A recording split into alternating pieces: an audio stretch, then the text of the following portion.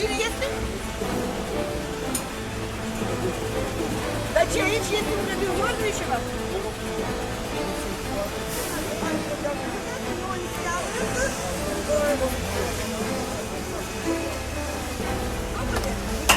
Folosește primăria, poliția. În loc, poliția acum este obligată să întocmească procese verbale. Îl amenință cu sancțiuni.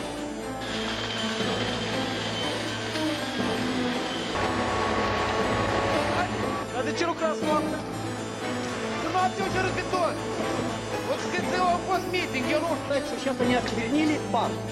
Это считается как говоришь, Юрий, подождите. Tatarii în frunte cu Maia la Guta. Acestora însă nu le-a rămas decât să se revolte. У них 10 oameni. Uitați, noaptea, când nu-i nimeni, când oamenii dorm, ei vin și fac construcții ilegale. După ce există poziția privind anularea... Тем более автомобиль этот Cine e cel care dă... Cine are contract de arendă, acela e vinovat. Nu altcineva. Nu, dar unde Dar e cine a dreptul de Arenda eu dat-o prin 2000, nu știu cât de mult. Vremea. 2002. Construcție în parcuri, Valea Trandafirelor, Șocană, Rășcană. Acasă și de aia, când eu am spus că construcția asta nu este în regulă. Da? Dar ce ați făcut? Dispus mult în spate. Dar ce ați făcut? Și nu ați spus Că e însușiat deja teritoriul. eu v-am spus, încălcarea este încălcare, încălcarea este încălcare, trebuie să mă Куда мне ходите, когда? Вы же просто лезете людей, Значит, канал ДБ Республики Москва. Я что, тут канал телевидения. Что это ты даешь? А, ну...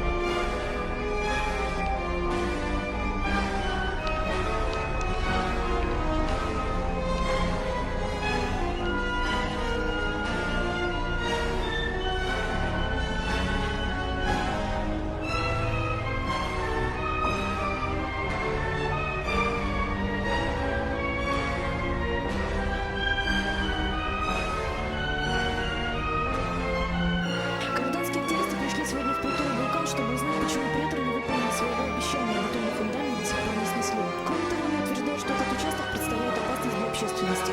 Это место, конечно, опасно. А там же остались закладные, там уже вот эти отверстия, там с арматурой, если сюда ребенок ногу или что-то там. Там же для любого человека там подскользнулся, и он сломает ногу себе и все. Еще активисты подозревают местные власти в недобросовестности и сговоре с застройщиком, обвиняя мэрию в намеренном затягивании сноса фундамента. Este înțelegere între toți aici au fost. Aici au fost și din primărie, și din și din pretură. Aici au fost plătiți și acolo și acolo. Pentru că trebuie să cumperi ca să poți turna beton noapte. Deci nu există nicio înțelegere. Betonul va fi amplasat în stație ca și toate celelalte noi care le avem în oraș, în așa fel încât să capete un astfel. Executiv care este obligat să execute dispoziția primăriei municipiului. Adică să-i implice primăria, lucrătorii la primărie, ca să duc să fac curățenie acolo. Și deci este înțelegere între toți aici au fost. Aici au fost și din primărie, și din și din pretură.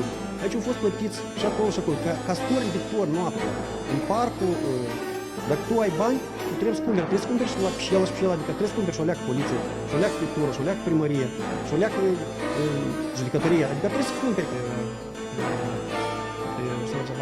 Erau mai multe probleme care puteau să fie periculoase pentru securitatea cetățenilor. Noi vrem să reușim să putem încolți tot aceste lucruri. La ziua de astăzi ce-am amenajat. Era și nisip și măgăria, și dumneavoastră erau este foarte, foarte bine. La ziua de